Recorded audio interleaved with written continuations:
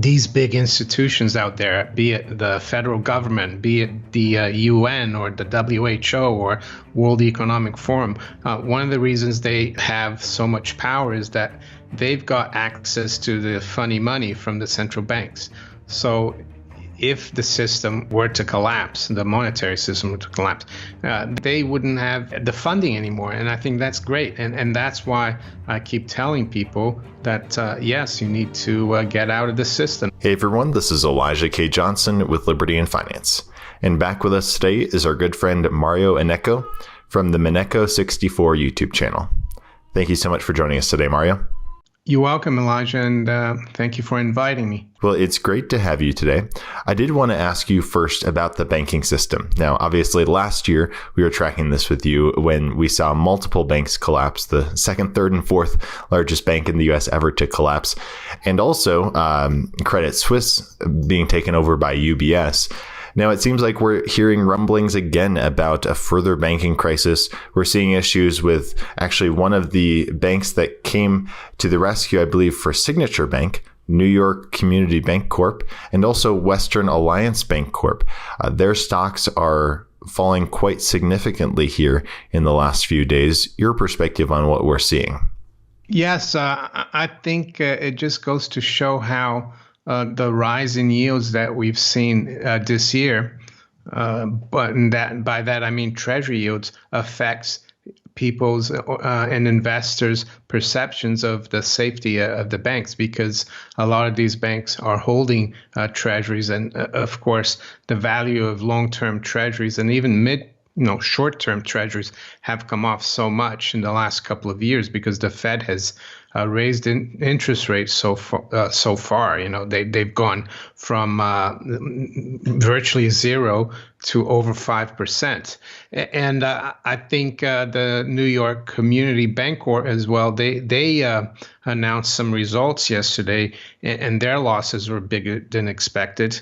And yes, the losses on their balance sheet, that is, their holdings, and they cut dividends quite a bit. So yeah, and today we were seeing Western Alliance, which was also in trouble back in March last year.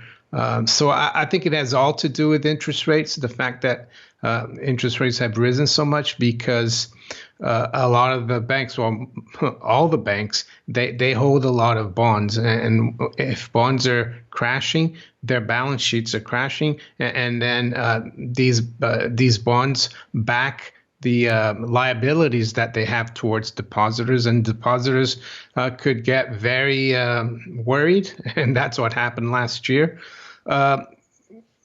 And then, yeah, that's why how I see it is the interest rate situation, the bond yield situation that are hurting the banks.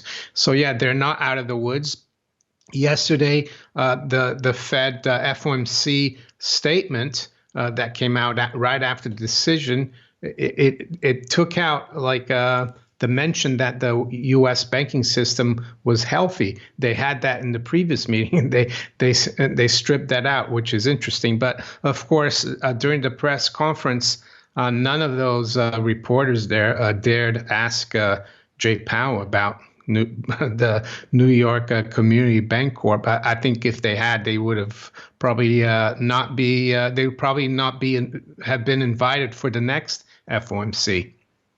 Now, when it comes to what the Fed policy is right now, it seems like we just saw a pause in the interest rates, and they might cut coming in March or at least sometime this year. It's widely expected that they're going to be cutting rates.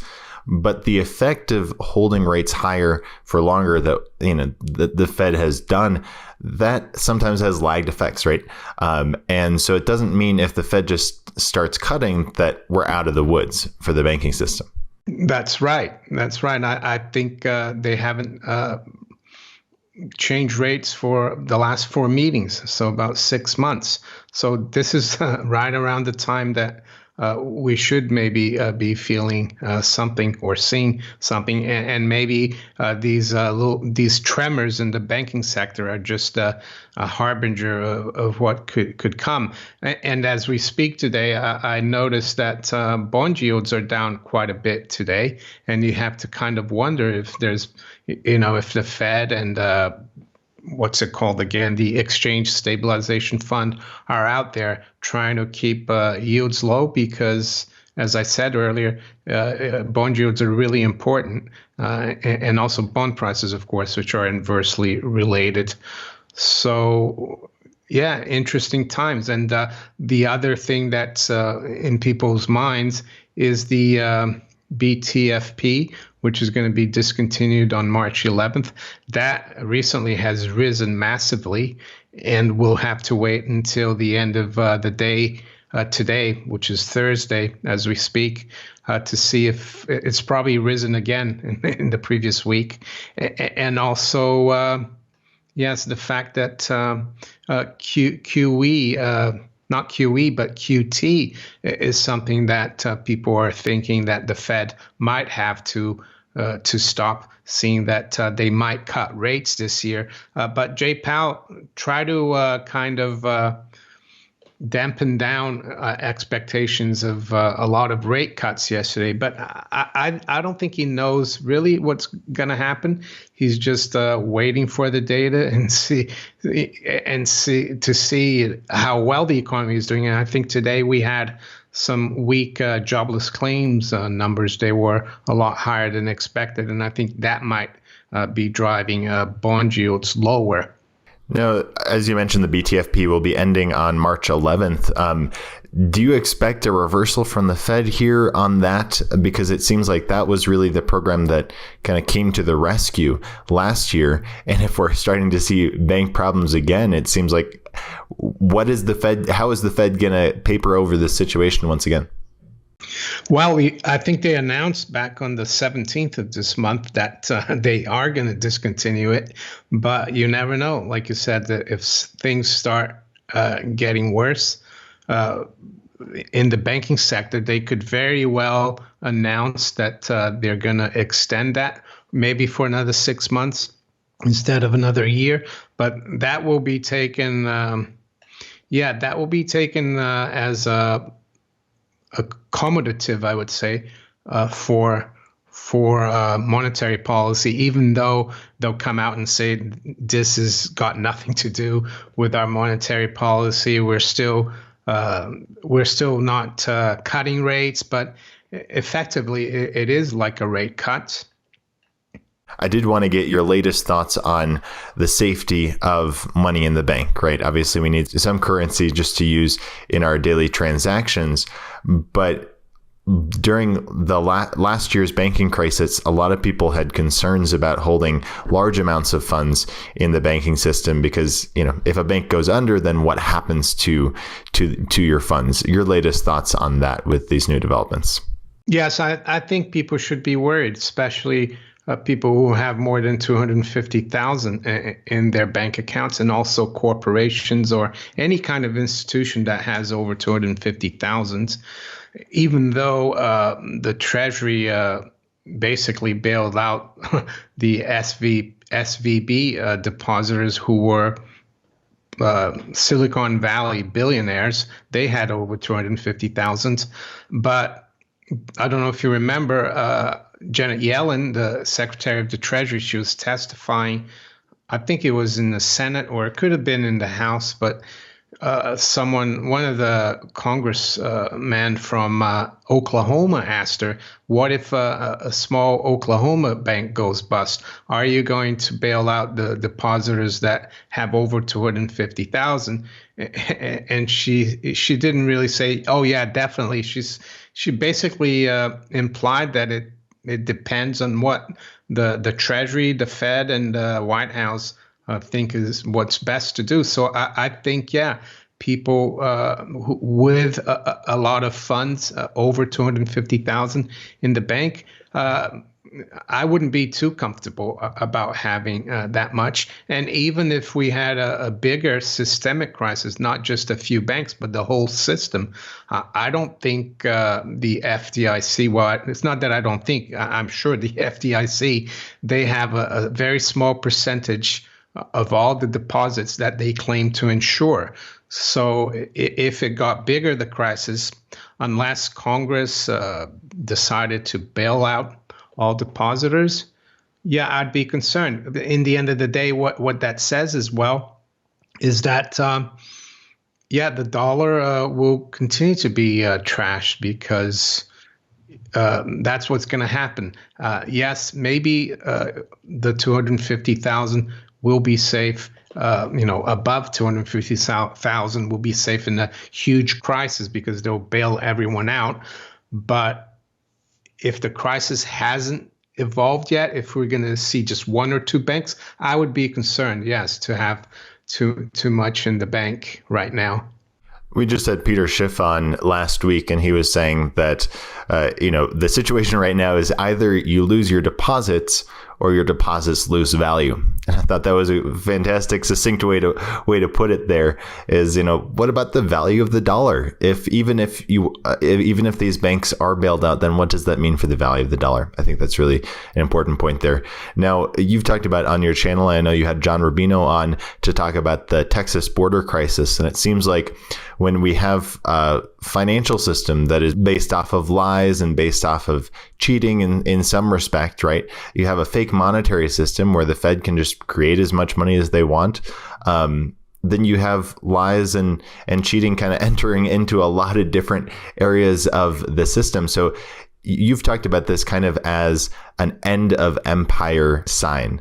Your perspective on the Texas border crisis and how is it tied into what is happening in the financial system right now? Yes, I mean, I've spoken over the years about the fact that when currencies die, seeing that currencies are like half of all commercial transaction everyone does. If the currency is dying, things are going to get topsy-turvy. As for the border crisis, yes, that's part of it as well.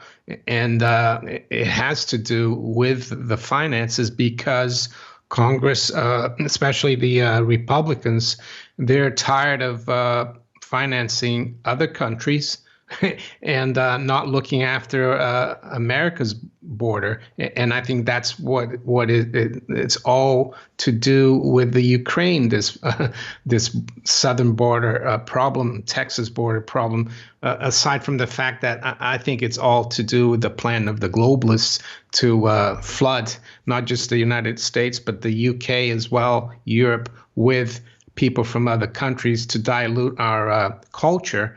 But yeah, so the Republicans are saying to the administration, yes, we will think about sending more money to Zelensky, but first you have to fix the border. You have to stop these people coming through the border. So yes, it's always about the money, and it gets even worse when the currency is on its last legs.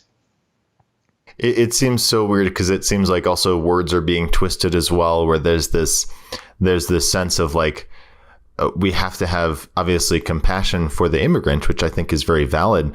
But then to say that we don't even have to abide by the nation's laws and stuff like that, it just is so incoherent. It's like, well, we want to help people in ways that we can, but we want to do that legally. And maybe laws have to change. But this whole sense of just we don't have to abide by laws is just so incoherent in my mind. Yeah, I mean, I'm an immigrant.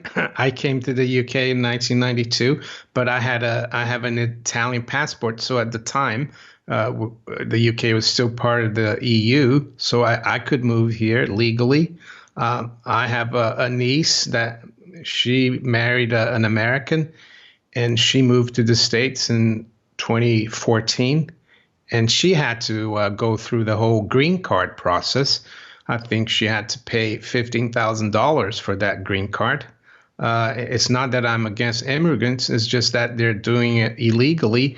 And the thing is, you'd think that the purpose of the federal government, one of the purposes would be to safeguard the national borders. And it seems like they're doing the opposite. They're encouraging illegals to come through the border.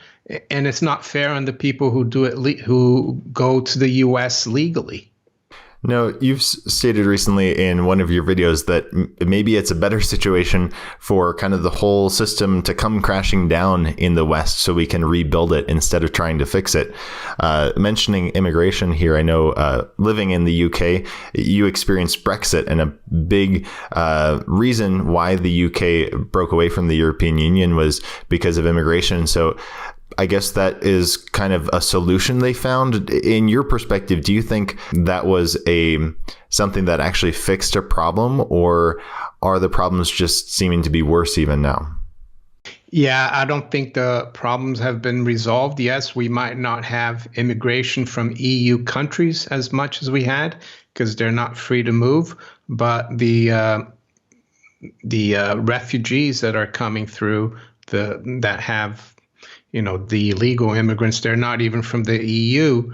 And if you go back to the Brexit referendum, I think the establishment, they called that referendum just to put an end to the discussion about leaving the EU, because it wasn't just immigration.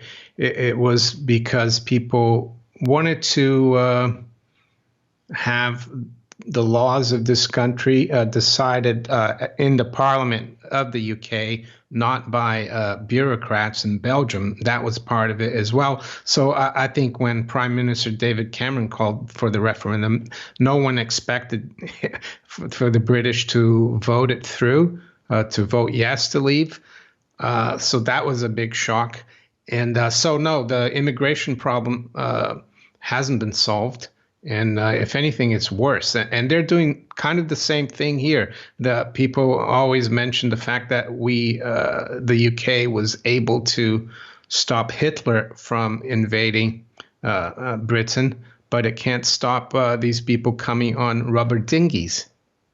And then if we could get your perspective on, is it better for kind of the whole system to come crashing down in a sense than to rebuild it? I mean, I feel like that phrasing might be used in a negative sense, but maybe the perspective we can look at it is we need to reclaim our own sovereignty on a local level, and also in our families and in our communities on a state level, right, as well. And these sort of large government organizations that are failing us need to come crashing down. Your perspective on that, kind of as we're seeing as you've put it, kind of the end of the financial system, the end of the dollar. What is the solution coming out of that? I agree with you about trying to get a grassroots movement through your local community, through your county or state. I think the U.S. is a lot more decentralized, for example, than the UK. But these big institutions out there, be it the federal government, be it the UN or the WHO or World Economic Forum, one of the reasons they have so much power is that they've got access to the funny money from the central banks. So if the system were to collapse, the monetary system were to collapse, they wouldn't have the funding anymore. And I think that's great. And that's why I keep telling people that, yes, you need to get out of the system, buy physical gold and silver, build a community, be close to your neighbors, because, I don't think the people in charge want to make things better for us. So that's the only way I see things changing, that the whole system, the monetary system, implodes. And I don't think that's far-fetched, because we haven't seen any fiat currency system last forever. They always go to zero. Now, you recently made a video saying how to cope with the collapse of the US dollar. There were a few points I wanted to touch on here. We mentioned community, how really responsibility starts in the family and then it moves out to the community. Your perspective on, first, I guess one of the key things also is to maybe keep a low profile, and maybe that ties into looking at things on a local level, not trying to save the world, but your perspective on keeping a low profile as this all comes down. Yeah, I spoke about being low key, and I think that's important because, unfortunately, a lot of people are going to be suffering. when this happens. And you don't want to be flashing your wealth around if you have a lot of wealth, or if you don't, I think if you survive and you have something in what's coming, you're going to look a lot better than a lot of people. So you need to keep a low profile, low key. What does that mean? Well, it means not buying the flash cars or all this kind of stuff, not wearing, the fancy watch or whatever, and just keeping a low profile, not bragging and stuff like that, I would say. When it comes to having a budget, you made some comments on that, and I think it's very important, especially when there's hard times financially, to really keep a good eye on your finances. Yeah, I mean, I never had a budget until I got married, and then my wife and I, and then we had a child, and we started looking, at the budget. We needed to know what we had coming in as income, and what were our outgoings. And outgoings, for example, that you can't get rid of are your utilities, your food, shelter, be it through rent or mortgage. I had a mortgage once. So yeah, if you know the numbers well, what's going on with your income and your outgoings, you'll be able to cope better. And if you know what's on your budget list, if things get worse, you will know what to eliminate. And and the point of having a budget is that you can keep track of what's going on, and maybe even have a surplus at the end of the month, so you can accumulate some, not necessarily buy gold and silver, but have something for a rainy day, be it fiat. And if those savings increase, then you might start thinking about maybe getting some silver and then gold and so on. I'm not telling people that they should borrow and buy gold and silver. You have to do it organically, I would say. Another point you made was avoiding the mainstream media, which I think is very important there, because it seems like there's a lot of propaganda that comes out. When we have a crisis, the government comes in with a solution, and often the media is backing it. But often that solution takes away a lot of our liberties. So avoiding the mainstream media and going to more independent sources seems to be a way maybe to protect not only your finances, but also your liberty. Your perspective on that? Yeah, and your sanity as well. I mean, here in the UK, we have something called a TV license that you have to pay to the BBC. They don't call it a tax, but it is. But we haven't paid it since 2015 because we don't have a TV. So things like that. And have you noticed sometimes when there's a crisis, I think I've seen the clip, you've probably seen it, all the channels, different TV stations, they basically have a script and they say exactly the same thing. So avoid the mainstream media. I remember over 30 years ago, a friend of my sister, and he worked on Wall Street at the time already, and he told me, I'll never watch TV. And I thought, what's he talking about? I just wish I had listened to him back then. But yeah, keep away from the mainstream media. I guess sometimes you will catch a glimpse of it. And even if you do watch a bit or read a bit from the mainstream media, always try to ask questions. Don't take what they write or say as gospel. That's what I would say. One of the last points you made was, we can kind of get caught up in the noise, right? And it's important to have a hobby, have something to turn to not just be paying attention to a lot of things that we can't really control at the end of the day. Your perspective on that?